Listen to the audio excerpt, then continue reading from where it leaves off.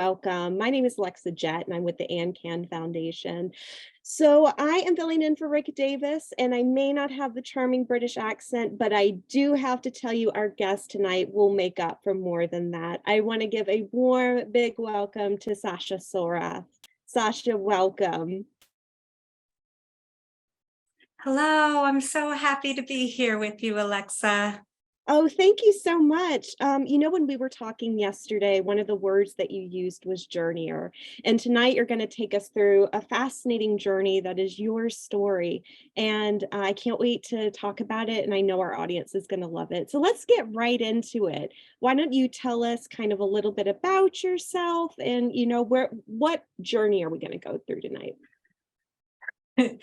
What journey indeed.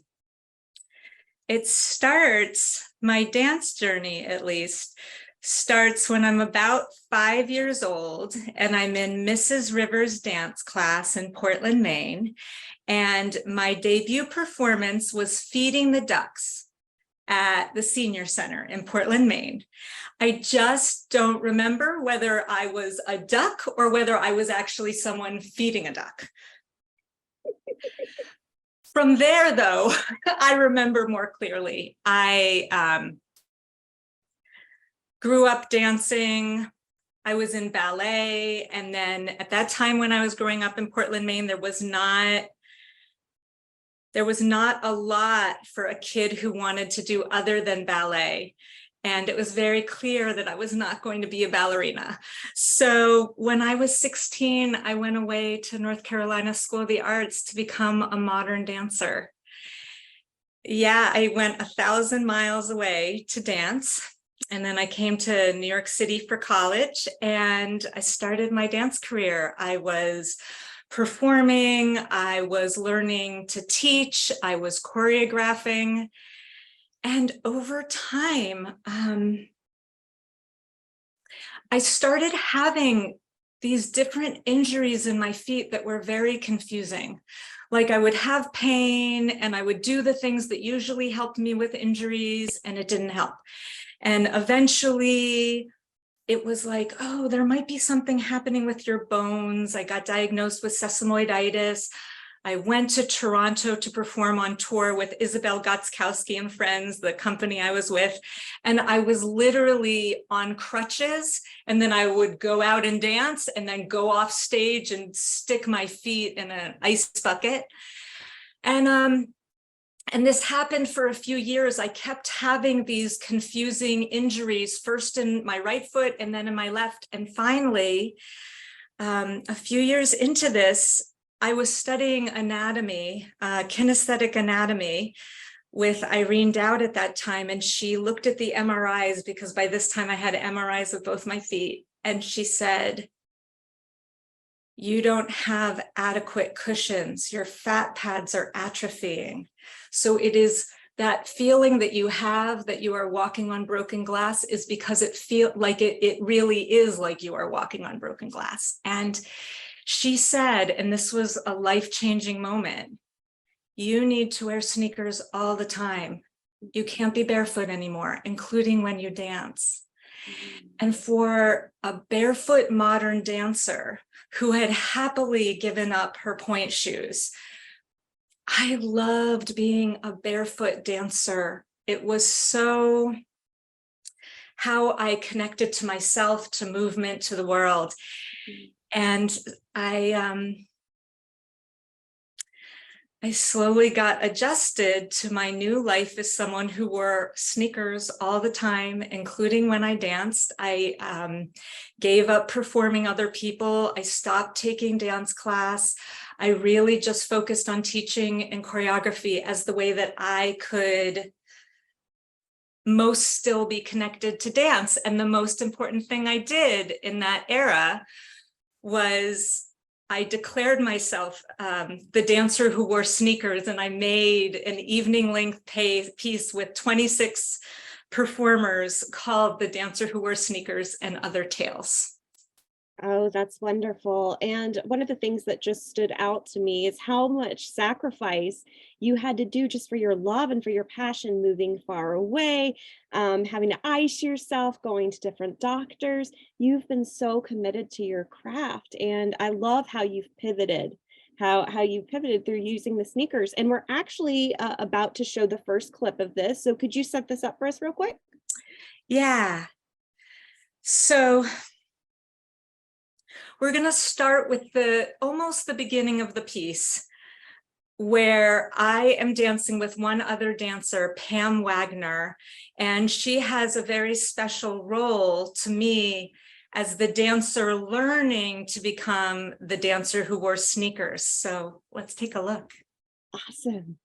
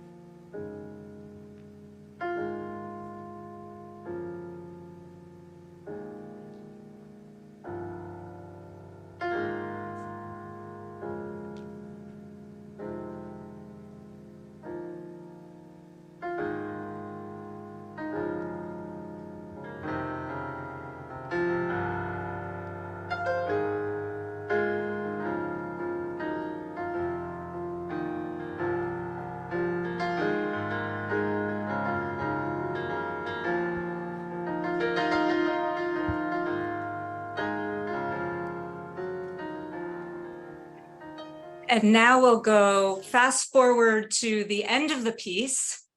We're just heading into the clash of the body parts. And when we enter the clip, knee has just vanquished neck. Next opponent, the ever crafty, she who will not be denied, the ever resourceful foot steps in the battle, right away, going for the first move, looking for the intimidation factor. But knee will not be intimidated. Proves itself the knee, but knee counters. Speaking of intimidation, ladies and gentlemen, but knee will have none of it. Beautiful move, spins off, up, going for the kill. But beautifully repelled. The strength of foot, ladies and gentlemen. Foot going in for the kill. Repelled by knee. The spin going both down. The sweep was encountered by both of them at the same time. Which one will get up? Neither, ladies and gentlemen. As these valiant body parts are carried off of the field of battle, who will emerge? Who will emerge? Ladies and gentlemen, the other foot steps forward. And who will be the challenger? Who will dare take on the ever this, ladies and gentlemen? I don't have this body part in my notes. But I don't understand, ladies and gentlemen. Oh, but nonetheless, oh, what a move! Oh, ow, ladies and gentlemen. Right away, the fray intensifies. Back and forth, back and forth. The body, one part of the body battling the other. Who will gain supremacy? One, back, forth, left, right, and going. No one can press the advantage.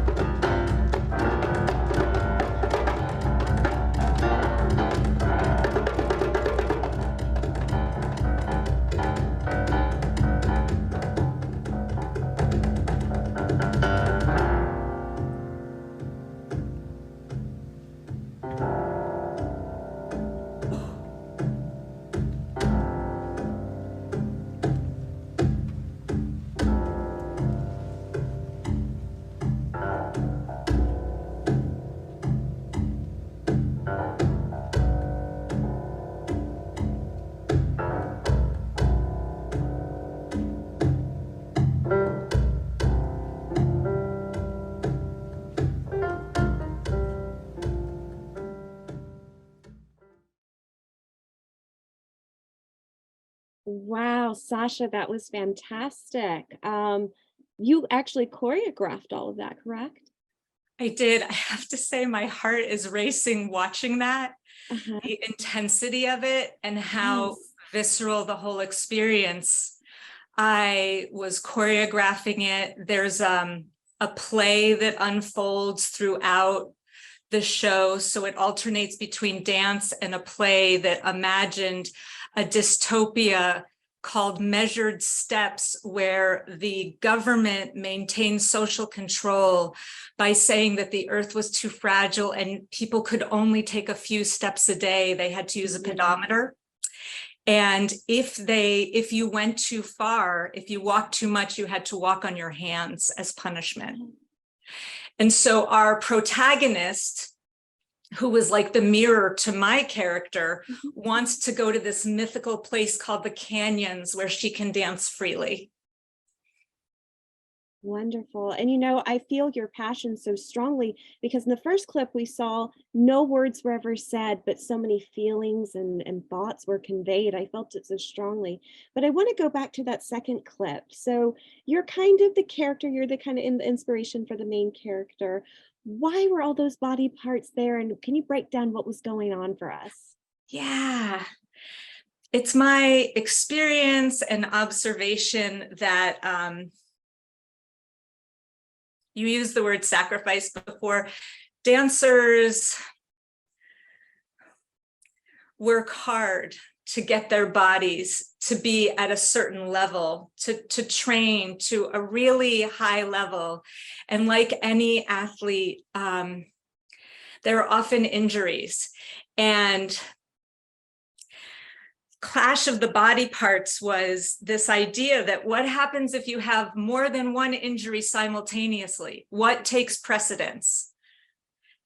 When one part of your body is injured, then you're compensating somewhere else, and so something else can happen. Bodies are so complicated and there's such a delicate balance. And so Clash of the Body Parts was just this idea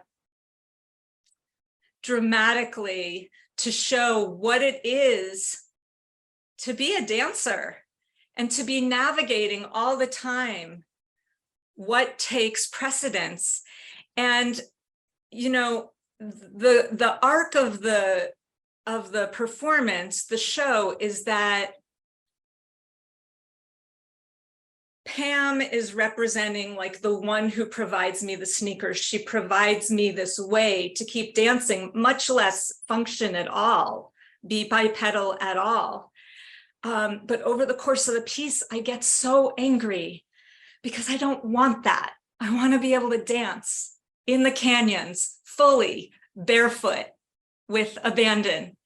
But that wasn't the path that became available to me. And so over the course of the piece, I start pushing her away. And so Clash of the Body Parts is also this like coming to terms with the shadow, like the pain. of what it is to have to give up the dream you had and find a way to, maybe not happily, but make peace. Yeah. And you know, Sasha, one of the most beautiful things about that piece, it comes up in our support groups all the time. It doesn't matter what the diagnosis is you can feel very betrayed by your body. And you can also feel betrayed as a dancer when you've put so much of your life's work into it. And even just no matter what, I think that that piece applies for so many different things, battling your body, battling fatigue, or whatever you're going through. So that was beautiful. And I love the way you used art to convey that. And we're actually going to go to our next clip, which I love so much. Would you go ahead and set it up for us? Sure. So when I think about the 4 main eras, once my musculoskeletal issues started and my feet started dictating so much of how my life unfolds, we've gone from the musculoskeletal phase with the fat pad atrophy and the vulnerability to injury to the neuropathic phase. So as we go to Hineni, which is Hebrew for here I am, we're entering into the neuropathic phase of my life. And this piece is very much about, what are you called to do? And do you heed the call? And take note of the diagonal that the second dancer who enters will be moving on.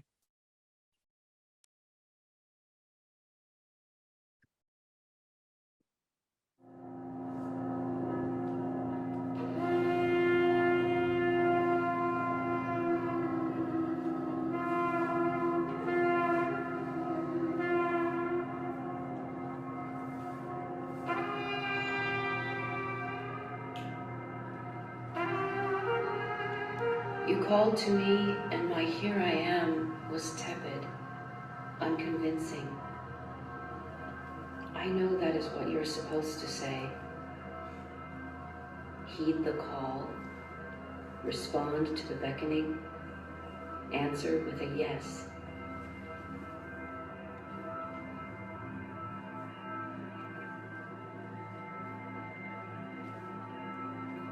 You called to me, and I responded with the tiniest voice I had, the weakest, the most afraid.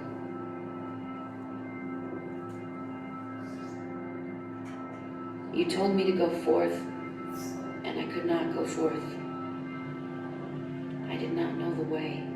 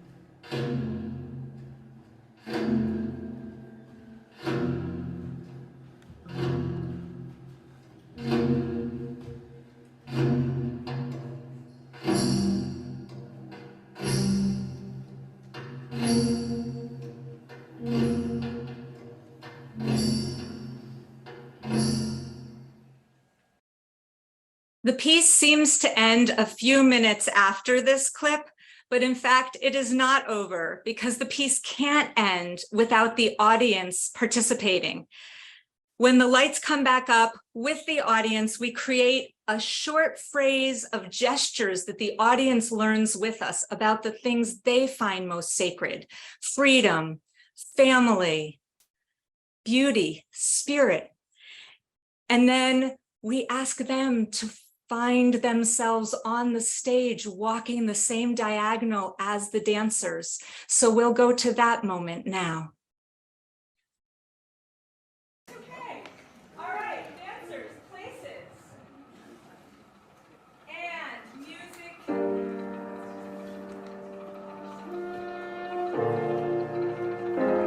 You can get up and walk or let these door folk come get you. It's your call.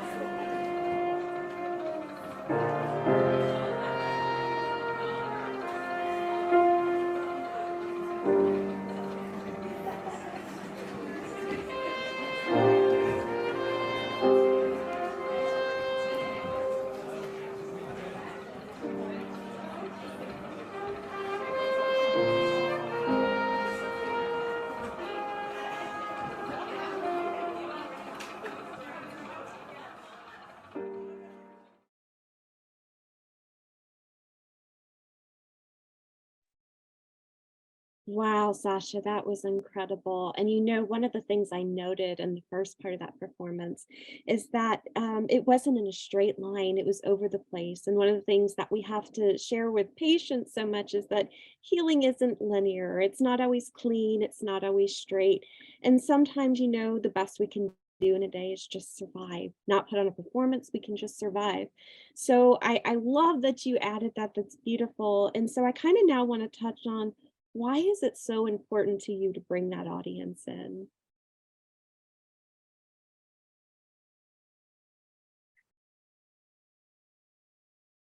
For me, choreography, any kind of performance really, is about being in one's body. And it's not just the performers who are in their bodies. The audience is in their bodies also. Sometimes we don't want to be connected to our bodies because it hurts. It hurts physically, emotionally, spiritually. But for me, every performance is an opportunity that only ever happens with exactly the people who are there, the collaborators, the performers, the audience. And I want the audience to locate themselves in what is unfolding, because it is their witnessing that already brings them into it. And I want to make that even more embodied. And in this case, don't we all have things that we're called to do that sometimes we don't want to do? Oh, yes, yes. I love the way that you put that. Yeah, wow, that's powerful. I'm almost speechless. Your passion is so it's palpable. And you know, one of the things we're going to touch on later is that you teach people how to the empathetic and the dancing and stuff, but we'll get into that. I want to move on because you are one talented lady. You are multifaceted, and at ANCAN, I know for us, we totally believe in the healing power of arts and painting. We have art classes at ANCAN, and you have a painting that we're going to be discussing, and I would love to bring that up and you explain it to us and talk to us about it. So I'll just situate us. We're in era 3 now. I got diagnosed with cancer, and that did not help my neuropathy at all. So this expression was after treatment had been going on for a while, and I might have even completed the cancer protocols, but I went into an incredibly painful neuropathic flare-up. And so this was my representation of that. And I'm just going to read a few of the words because they might be hard to see, but some of the descriptions are sharp, throbbing, tingling, lava, coating broken glass, icy hot. Those are a few of the sensations that my feet experienced at that time, especially, but at different times.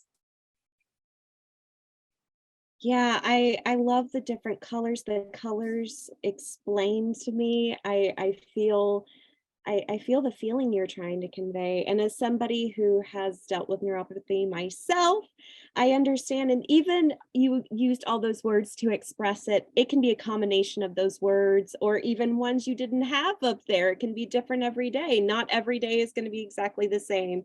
So I love that while this encompasses a lot, you're still discovering, you're still figuring it out every day. That's fantastic. I love that. Wonderful job. Wonderful job. Thank you. And as I sort of touched on that, you teach people how to do this.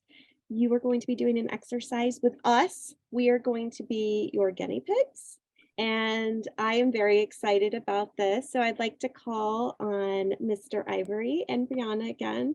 And you're going to show us how we, as just the audience members, that we can get in touch. And our audience can actually participate in this as well, right? I would love that. So I offer empathy, movement, workshops, and communal spaces. And the elements, which we're going to touch on in just a moment, are embodying, expressing, and empathizing. And I found that to have integration and to allow the nervous system to have a little bit of softening and relief, it's really important to have all three elements. So let's give this a try. And as Alexa just said, if you are in the audience watching live now or in the future, please join us in doing this. You can be seated as we are. You can be standing if you have the physical capacity.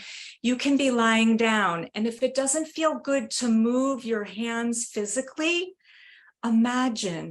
just imagine doing these things as we go through it. So since, alas, one of the themes of this conversation is pain and navigating pain in different permutations. If you feel comfortable, just close your eyes for a moment and tune in to your body. Just notice what's happening. And if you aren't aware of anything, that's totally okay. But for many of us, we'll be aware of sensations, and that might include a painful sensation, and it might be in one or more places. But just notice, like, is there an uncomfortable sensation happening somewhere in your body? Maybe it's pain, maybe it's numbness and a lack of sensation. Just if there's some part of your body that's calling your attention.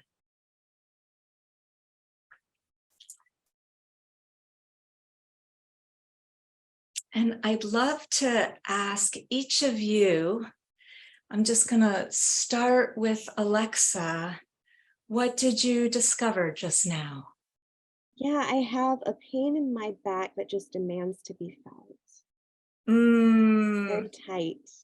Very tight. Okay. So I'll invite you all, if you feel comfortable with your limbs or in imaginal space. When I hear that tight, demanding attention back, Alexa, this is what comes to me. Like a heaviness. I wonder, how does that land for you? I love that. Okay, great. Brianna, can I come to you? What's happening for you? I feel like this weird tightness in my chest that's kind of like caving in and then spreading out, if that makes sense. Yeah. Like it needs to be cracked open. Oh, it needs to be cracked open. And you were actually just making a little bit of a movement. Liz Lerman, choreographer Liz Lerman, would call this a spontaneous gesture, like when you were going like that, and then you kind of ended with a cracked open image. So it's like here, and then it's just like this opening. Yeah. Does that work for you? Yes, it does. Okay, so, and I want to make a little adjustment, Alexa, if we can, because I want to catch the tightness more. So can we actually make it more like that? Yeah? Okay, so let's make a little movement phrase. So we have Alexa, there's like this. And then we have Brianna, and it's like that feeling. So let's do that again, like this. Oh, and here, and John, what's happening for you in any way? And it can be pain or sensation. What's going on for you? It's not now, but throughout my cancer journey, and I've heard from others that they feel lonely and isolated, even if they're in a group of people.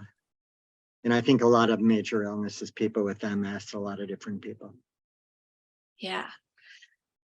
So I'm just going to take a deep breath, because as I even hear you say that, I just feel such a sense of sinking in my heart. And I think that sense of aloneness is so, so common and so, so hard. So I think I want to do something like this. Will you all try that with me? Like a closing in, like a sinking in away from the world, like the world can't quite get to us. How does that feel, John? Great. Okay. So we have this like tightness, and we have this a different kind of tightness to wanting to crack open. And we have this like crushing loneliness. And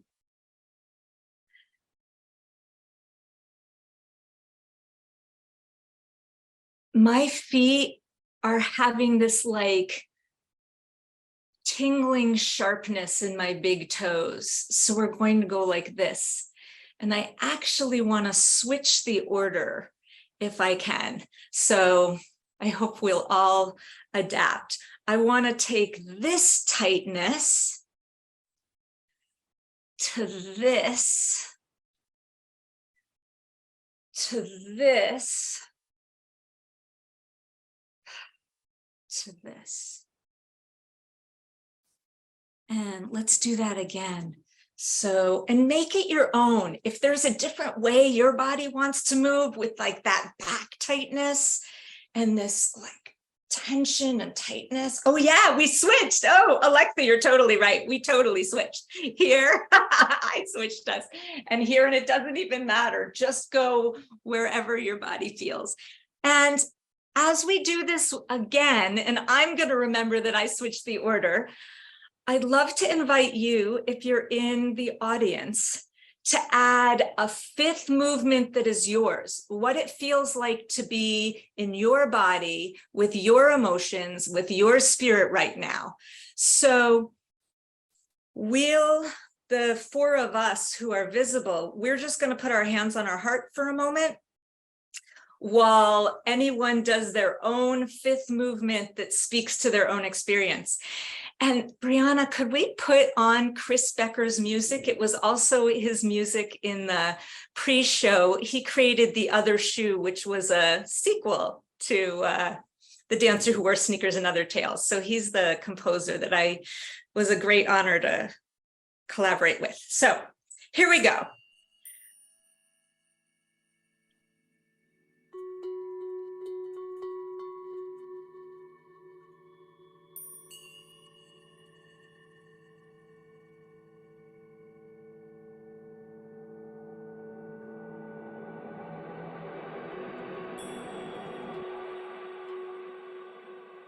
If you have a movement of your own, or you want to put your hands on your heart, please do that. And let's just do it one more time.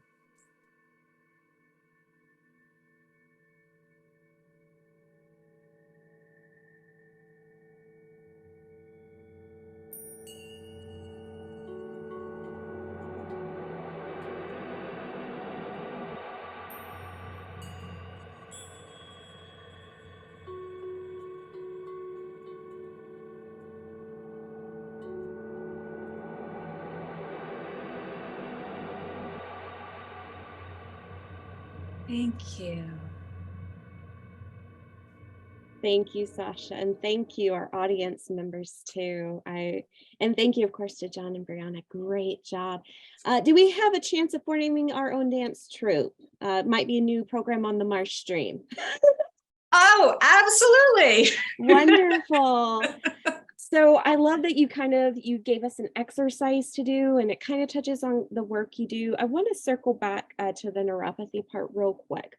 Neuropathy is a common problem that we see in a lot of our support groups because it touches so many different conditions: cancer, neurological illnesses, chronic illnesses, so many different things. So I would be curious, what is your perspective on having neuropathy? What is it like for you every day? Well, something I heard you say before is that every day is different. I definitely experience that. There's a lot of unpredictability, and it's confusing.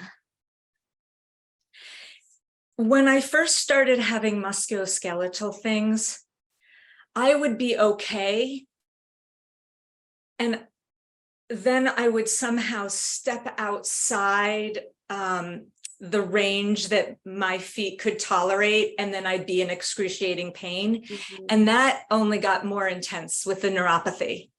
Like, something is okay one day, I can be on my feet a certain amount, but then the next day they hurt, and they hurt sooner, and they hurt more intensely. And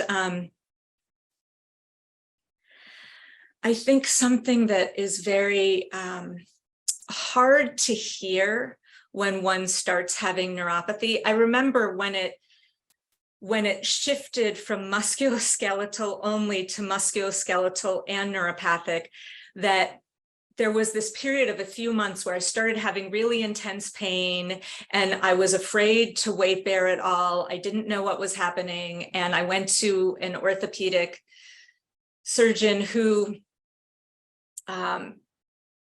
worked with dancers, and he had been with me for so much of my feet, the time with my feet. And he said, I think you have a neurological thing. And I was like, oh, okay, great.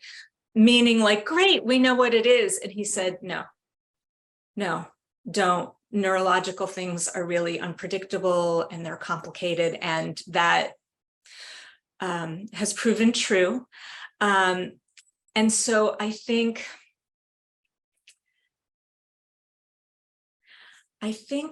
with neurological things, there's also this sense of, is it real? Because it's the nerves. Is it real? And what is the relationship? Like, what is the brain communicating with other parts of the body? And what happens when your brain has been rewired to find pain quickly and easily? And how do you manage that? And I am sure this comes up in a lot of the groups that you work with.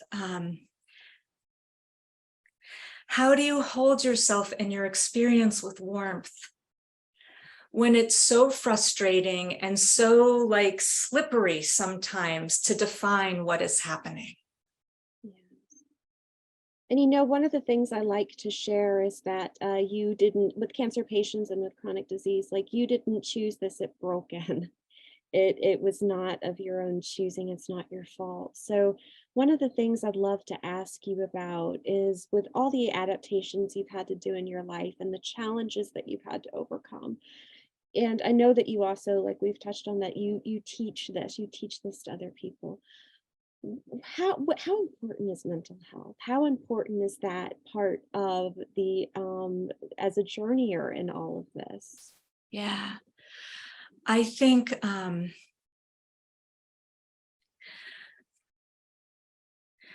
I think there are many of us who have been on long, hard, ongoing journeys. I think for so many of us, we really see that body, mind, spirit are intimately connected and inseparable. And so when one is in a lot of physical pain, odds are that one has to navigate some challenging mental/emotional waters. And I think vice versa, when one is struggling, it's hard to be present. And one of the reasons that I am so committed to the embodiment, expression, and empathizing with grief, with helplessness, with fear, is that to me, all three are needed to integrate. Something that happens when we're in a lot of pain is that we leave our body. We try and get away from our body. We feel like our body betrayed us, or we don't know how to be with our body. And honestly, especially this many years into the pandemic, I think there is so much unexpressed grief and helplessness. And I heard John talk about something he hears a lot about the loneliness, the aloneness, isolation, even with people. I think aloneness is a really big deal. And all of these things live in the body. And so when we do things like these little movements that can be movements of any size, I'm saying little, and I don't really mean little, I mean gestural movement. When we can get connected to our own experience with support, and we can express what is going on with us in words, in movement, in both. When we receive empathy for that, it makes such a difference to the nervous system. It really does. It's almost like when I'm doing these movements, it's almost like a message to myself. Like, let's just take this one, this aloneness. Like, that's the feeling, like this feeling of like isolation, this, I don't know, maybe it might feel like heaviness or numbness or despair, to realize, oh, are you feeling alone? Yes, I'm feeling alone. It's like the nervous system's message gets heard. Yes. And for me, doing this kind of embodiment and expression and empathizing is really best done in community, because we need to see each other and support each other and say, what's happening for you? I'm really curious. I really want to understand what's happening for you. And I find the movement helps do that all of us moving together, it's like, oh, we got to touch into a little bit of Alexa's experience and Brianna's experience and John's experience and my experience and the audience's experience. That one of my mentors, Dr. Claire Zammit, says, we can't become ourselves by ourselves. Yeah, and I feel that way. To be in community with these empathy movement possibilities allows our nervous systems to be honored in community and helps us get back into our bodies to the degree that we are able, honoring at every step our capacity. And that's what I find to be healing, that kind of integration. Yeah, Sasha, it's so interesting. Hannah, our art director at ANCAN, we just came back from a professional conference, and Hannah was asked, shouldn't art be happy all the time? And she explained that life isn't happy all the time, and we need to have outlets where we can explore that instead of pushing it away. And also, one of my favorite things at ANCAN that I never get tired of is when a new person comes to a group and they believe that they're the only person in the world that has that symptom, that side effect, and then they say it and they go, you see everyone go, I've had that too. And I agree, we're meant to be in a community and love and support each other, which is why I think COVID's been so hard.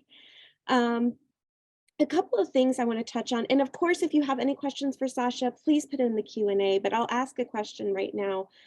Because we have all different types of people at Soul Arts Heal, and you may not have a chronic illness, you may not have cancer, you may not have any of that. You can just have a broken heart, you can be going through a big life transition. You are having your own challenges no matter what those look like. It doesn't need a diagnosis code. So could you share with us a little bit, what's the type of person you work with? First of all, I love what you're saying because it's so true.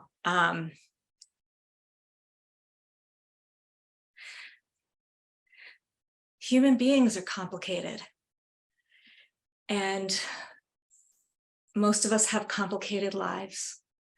And I think people who are drawn to workshops or to one-on-one session work with me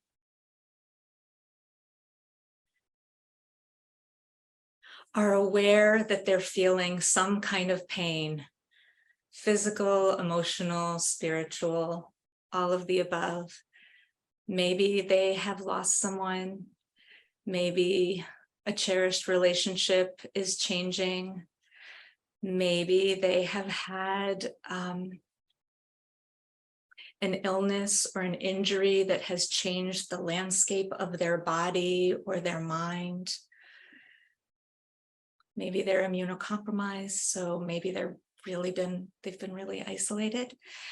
And there is a sense that embodiment and expression and empathy with another nervous system could be supportive to their own journey. So that comes up a lot. And I want to say that I often am doing grief-related empathy movement spaces. I come back to grief the most. I do all kinds of topics, holding paradox, hope and fear, celebration, and mourning, but I come back to grief over and over again because my experience, and a lot of participants find this or experience this, is that when you touch into one sorrow, one heartbreak, one loneliness, it often is connected to like a spider's web of many other that often haven't been acknowledged through whole lifetimes.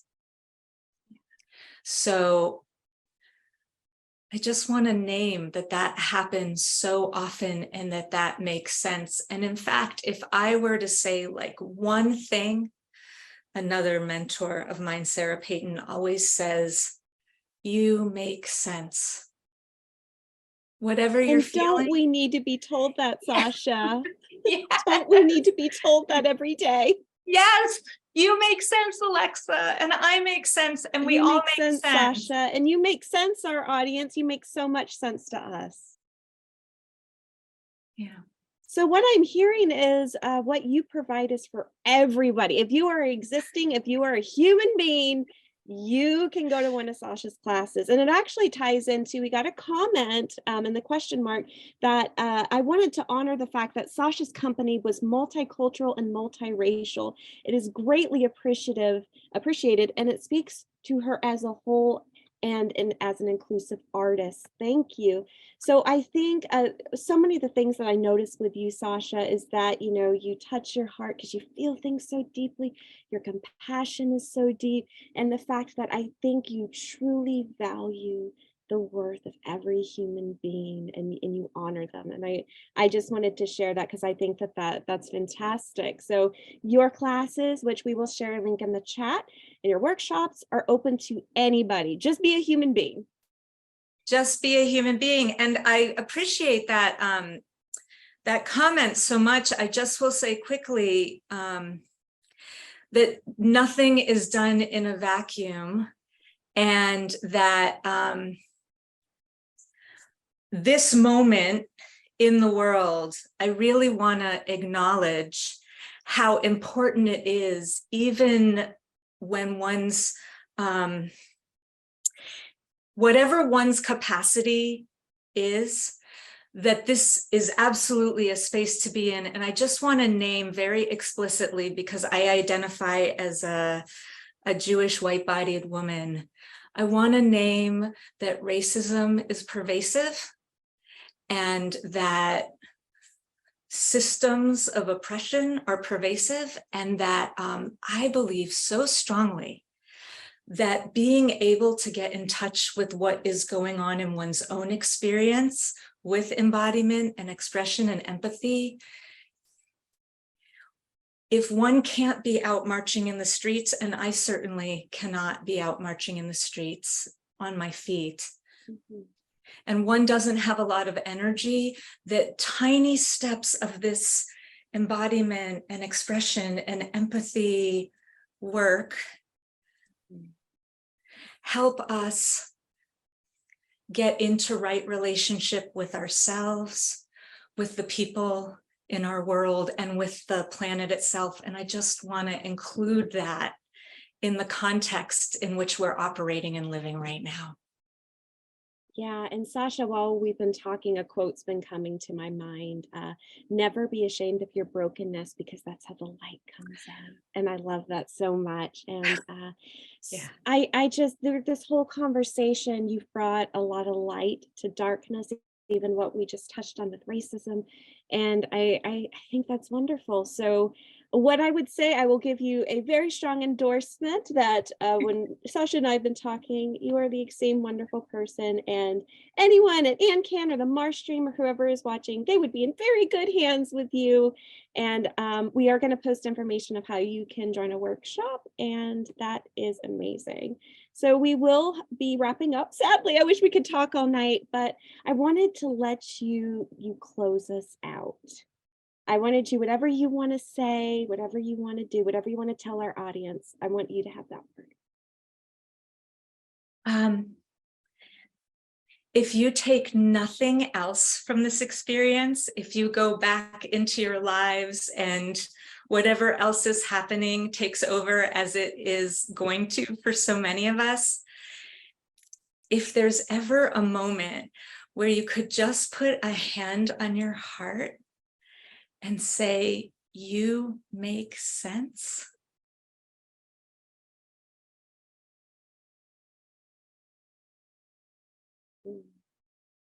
That's what I would most want you to leave with. It sounds like we need to post that as a Post-it note. We need to put that on our phone, a reminder to go, let's check in and go, you make sense. Sasha, thank you so much. You are just incredible. And it has been my absolute pleasure to talk to you tonight. Thank you so much. And of course, we are going to share and talk about this for a long time, and let people know that we're going to share the good news of Sasha. So thank you so much for being our guest tonight. I want to give a big thank you to the Marsh, and please support the tip jar. After all, Earth without art is just so we want to support our art. And of course, feel free to check us out at ANCAN. We have wonderful groups, we have wonderful art classes, and we're working on new stuff all the time. So next month on Solar at Teal ANCAN edition, singer, songwriter, and multi-instrumentalist Hal Walker will perform songs and discuss his experience with myalgic encephalomyelitis, chronic, or otherwise known as chronic fatigue syndrome. Thank you so much, Brianna. Thank you, Sasha. Thank you, John. And thank you, everybody. Thank you so much.